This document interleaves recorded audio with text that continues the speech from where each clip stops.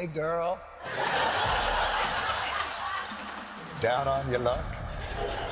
Yeah, she looked at Harry and she was like, you need to get a job. You need a job.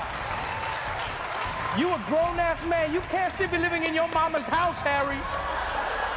Just do what everybody else does in that situation. Get a podcast. And no, I do not want to be on it. Nobody saw it coming. 1 second, Jon Stewart was cruising through headlines. The next, bam. He drops a line about Meghan Markle that hits like a punchline, and a mic drop rolled into one. Comparing her to France's First Lady, Brigitte Macron, he called out Meghan as controlling, cold, then delivered the blow. She ain't supporting him, she's slapping him into place. It wasn't just funny, it was surgical. Social media lit up instantly.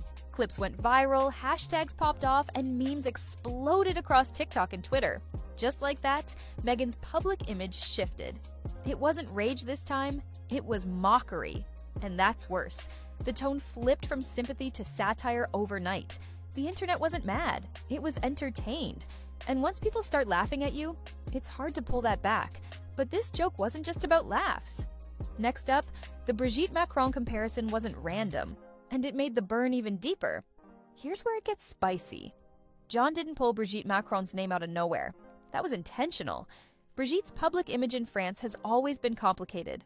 Older, polished, and rumored to run the show behind her husband, French President Emmanuel Macron. People whisper about her being too dominant, too composed, too in control. So when Jon lined Meghan up with her, it wasn't about looks or age. It was about power and perception. He painted Meghan as the woman behind the man, pulling strings, setting the tone, calling the shots. It was a carefully crafted metaphor. Meghan wasn't just strong. She was now too strong to the point of overshadowing her own husband.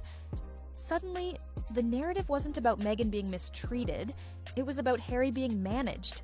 The public didn't just laugh. They nodded. But Jon wasn't just riffing because this joke had structure, timing, and a much bigger message behind it. Jon Stewart isn't the type to throw shade for clout. He's got nothing to prove. So when he takes aim, it's rarely just for laughs. It's commentary. Satire, but with teeth. This segment wasn't off the cuff or messy. It was clean, deliberate, and loaded. Everything from his tone to the timing made it clear. This wasn't petty. It was cultural critique. Now, obviously, that list of programs, some of them are being presented to seem even more ridiculous, and some of those were completely invented out of thin air. But the point is, why are we spending money on things that seem obviously stupid? He wasn't poking fun at Meghan like tabloids do. He was framing her as part of a larger shift. A shift where public figures lose their shine not through scandal, but through overexposure and inauthenticity. Jon didn't need to yell or rant. Just one punchy line flipped the vibe. And the silence afterward, it said everything. It hit different because it wasn't expected from someone like him. And that made what happened next even more intense. Because once the internet got a hold of it, the fallout was brutal and immediate. Within minutes, the clip spread like wildfire. Memes flooded Instagram, Twitter, TikTok, side-by-side shots of Meghan and Brigitte, Prince Harry looking dazed in the background. Users cracked jokes like, "Blink twice, Harry," and "Is he even allowed to speak?" The tone wasn't vicious. It was mocking. And that's what made it sting. For years, Meghan was framed as the empowered outsider, the underdog. But now, she was the punchline. And Harry, once a rebel prince, was suddenly a meme. Pictured clapping in the background, standing awkwardly behind her, he looked like the sidekick to her main act. The balance had shifted. People weren't angry at Meghan, they were over her. The image of her as strong yet victimized started crumbling. And once that illusion breaks, it's hard to fix. Meanwhile, behind the scenes, her team was scrambling. And not quietly. Sources say the moment that joke dropped, Meghan was furious, not annoyed, livid. Her team jumped into action, calling the segment sexist, cruel, and unfair. They tried to frame it as an attack on a successful woman. But here's the problem. The public wasn't buying it. For many, Stewart had simply said what they'd been quietly thinking. And when someone trusted and progressive puts it into words, it validates the doubt. The usual PR defense didn't work this time. Calling it misogyny didn't land, because it wasn't coming from a place of hate, it was coming from fatigue. People were tired of the spin, the brand, the polish. And once your audience checks out emotionally, it's not outrage that follows, it's indifference. But the real damage wasn't just emotional. It got worse when Meghan dropped a new project. And it flopped hard. Just when things were heating up, Meghan dropped her latest project, Confessions of a Female Founder. But instead of shifting the conversation, it poured gasoline on the fire. The podcast was supposed to showcase bold women, trailblazers, real stories. But Stewart didn't let that slide. With a smirk, he called it out. Less about founders, more about someone foundering. Ouch. And he wasn't alone. Critics called the show shallow, overproduced, and painfully safe. It felt more like a polished PR exercise than raw storytelling. No grit, no struggle, just curated sound bites and carefully scripted convos. Even fans were disappointed. It wasn't giving what it promised. And worse, it made Meghan seem out of touch. Instead of reclaiming her narrative, it felt like she was hiding behind it. The internet clocked it instantly. And behind the scenes, the fallout was starting to hit her brand hard. Once hailed as a fresh, fierce new voice, Meghan's brand started quietly falling apart. Deals that once seemed bulletproof started crumbling. That high-profile Netflix project, gone without a whisper. Industry insiders say it just didn't have the edge. And the podcast, it lacked heat. No real struggle, no raw moments. Just sanitized stories that felt like they were trying too hard to inspire. And here's the kicker. Meghan, despite the founder branding, hadn't really built anything from the ground up. She was handed platforms most people could only dream of. But the content didn't match the hype. Audiences picked up on it fast. She wasn't the rebel anymore, she was the product. And people were tired of the packaging. And right when things started crumbling, Jon Stewart struck. But the timing wasn't random. Here's the twist most folks missed. Jon Stewart didn't destroy Meghan's image. He just showed up right when the mask was already slipping. The timing wasn't some wild coincidence. It was more like a storm that had been brewing for a minute. And his joke was just the lightning strike that lit everything up. Before that episode aired, Meghan's spotlight had already started to dim. Quietly, subtly. Not from scandal, not from hate. Just from fatigue. Audiences were starting to zone out. The speeches, the interviews, the back-to-back projects, they weren't landing the same anymore. People weren't quoting her words, they were questioning her relevance. It felt like she was trying to stay ahead of the narrative by pumping out more content, more brand, more Meghan, but none of it was sticking. That Stewart moment hit hard because it tapped into something people had already been feeling but hadn't said out loud. The carefully polished image wasn't inspiring anymore. It was exhausting. And Stewart, with just one line, broke the illusion. He didn't build a case. He didn't have to. The audience was already halfway there.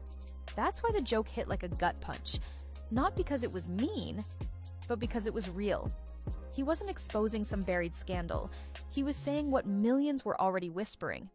And once it was said on that stage, by that man, the shift was immediate. The Rebel Duchess label, gone. Now she was just another celeb trying to control a story the public had already moved past. But if you thought that was the worst part, the next twist cut even deeper. Because this time, it wasn't Meghan who took the hit. It was Harry. What makes Jon Stewart's jab hit so damn hard isn't just the joke itself, it's who it came from. If some right-wing pundit had thrown shade at Meghan, her fans could have brushed it off easily, calling it biased or hateful. But Stewart, he's a legend in the liberal world. The same crowd Meghan's team has been courting from day one. He's that trusted voice who usually defends causes like hers. So when he took aim, the message wasn't just heard, it echoed. It was like getting roasted by your own crew. And that stings way worse than an outsider's insult. The line about Harry being the handbag wasn't just a punchline. It was a savage visual that instantly stuck. It painted a picture of Harry as accessory rather than partner, a detail that was brutally hard to unsee. Stewart's audience laughed, not because they wanted to be cruel, but because the joke spotlighted a truth they'd been noticing, but never openly discussed. That's the kicker. Stewart's critique wasn't about tearing Meghan down for shock value. It was a reflection of a real shift in perception within her own base. And when your core supporters start laughing instead of cheering, you know you're in deep trouble. That moment didn't just land, it exploded, flipping the narrative upside down. And with that flip came a new reality no one was ready to admit. Harry wasn't the rebel prince anymore, he was playing second fiddle in Meghan's spotlight. And this flip wasn't just about perception, it changed everything going forward. Once upon a time, Prince Harry was the rebellious royal, the one who shook the palace and challenged tradition. But that story flipped hard. Now, the spotlight isn't shared. It's all on Meghan. At events, she's front and center, commanding every camera and microphone, while Harry's just there, standing off to the side, nodding and smiling like a backup dancer in her show. It's a dynamic shift that people noticed almost immediately. No longer is Harry the bold voice of royal rebellion, he's the quiet guy following Meghan's lead. And that change cut deep. It's like watching a duo where one's clearly the star, and the other's just playing the sidekick role, something that didn't sit right with many. The media picked up on it, and so did the public. The man who once broke away from royal expectations now seemed caught up in Meghan's narrative, overshadowed and sidelined. That handbag joke from Stuart? It perfectly captured this new image. Harry as an accessory, barely holding his own, more props than partner. And when people started seeing this, it wasn't just a joke anymore, it became the new lens through which they viewed the couple. The rebel prince turned into the royal accessory, and that twist changed the whole game. But behind this shift in public perception was an even bigger issue brewing, something about their whole brand that nobody wanted to admit. They built their whole brand on being real, right? Meghan and Harry came out swinging, promising honesty, raw emotion, and breaking free from the royal script. People bought into it. They wanted to believe this was a fresh, authentic story.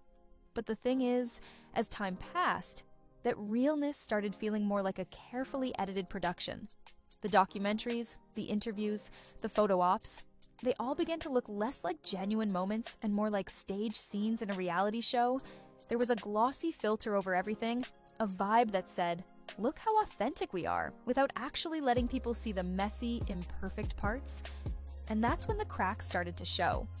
When audiences feel like the authenticity is faked, it's like a trust switch flips off. They stop rooting for you because it feels like you're just performing, not being yourself. The backlash didn't explode in anger. It chilled into cold indifference. People stopped feeling connected, stopped caring. It's a slow fade that's way harder to come back from than any scandal. This authenticity crisis was the kind of invisible damage that eats away at a public figure's image from the inside out. And when the public stopped buying the act, that was when the whole house started to wobble. And the way the internet reacted to that wobble, that's where things got wild. When the public loses faith, the internet doesn't just talk.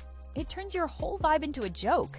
That's exactly what happened to Meghan and Harry after the cracks in their image started showing. Suddenly, the royal couple wasn't just headlines anymore, they were memes. TikTok blew up with clips of Harry's awkward smiles, Meghan's polished speeches, and all the little moments that made them seem less like real people and more like characters in a sitcom nobody asked for. These memes weren't hate-filled, they were more like cultural comedy. The couple became symbols of over-branding, a PR machine spinning too fast without any real substance. People weren't mad, they were bored and amused. And when the internet memes you more than you respect you, it's a brutal sign. Stuart's joke didn't create this wave. It just pushed it into overdrive. The slow, quiet cancellation that was already happening suddenly sped up, drowning out any chance of a comeback. The laughter wasn't mean. It was dismissive, a signal that the audience was checking out. And once that happens, no amount of scripted appearances or glossy projects can pull you back. The memification was like a cultural exit ramp, and Meghan and Harry were on it fast. But the real threat wasn't the jokes. It was what came next. You'd think the danger would be backlash. But nah, what really hurts a public figure is indifference. And that's exactly where Meghan found herself. People weren't dragging her every day anymore. They weren't tuning in to criticize. They just stopped tuning in. Former fans faded out. Engagement numbers dropped. Headlines got smaller. It's not that they hated her, it's that they didn't care. Hollywood noticed too. Interest dipped, offers slowed, and those who once praised her now kept quiet. The real threat wasn't hate, it was boredom. Meghan's brand, once the hottest topic on the timeline, became white noise. That's how the internet moves. Loud one day, gone the next, and the wildest part? The joke didn't cause it, it just revealed it. Jon Stewart didn't invent the backlash, he just exposed it. The audience was already restless, already side-eyeing the over-polished image, the carefully edited interviews, the never-ending brand rollouts. Stewart's joke? It gave them permission to laugh, to let go. The energy had been building for months, maybe even years. And when that match dropped, it all ignited. But not in a fiery meltdown, in a collective sigh, a release. People were done pretending it still worked. The laughter wasn't cruel, it was cathartic. Meghan's image didn't collapse from scandal. It collapsed from too much spin, too little realness. And once people let go, there was no getting them back. And now she's facing a different problem altogether: irrelevance. Meghan tried to control the story. Carefully curated photos, scripted podcasts, strategic partnerships. It was all about image. But the one thing you can't control: public attention. Once satire takes over, once the audience starts laughing instead of listening, your power shifts. You can't PR your way out of that. You can't focus group your way back to relevance. Stewart didn't just joke, he redirected the conversation. And now, Meghan's biggest enemy isn't hate, it's silence. If she wants to stay in the spotlight, she'll need to strip the script, show something real, and let go of the gloss. But even that might not be enough. Because in a world where comedy moves faster than rehab and audiences lose interest overnight, the clock's already ticking.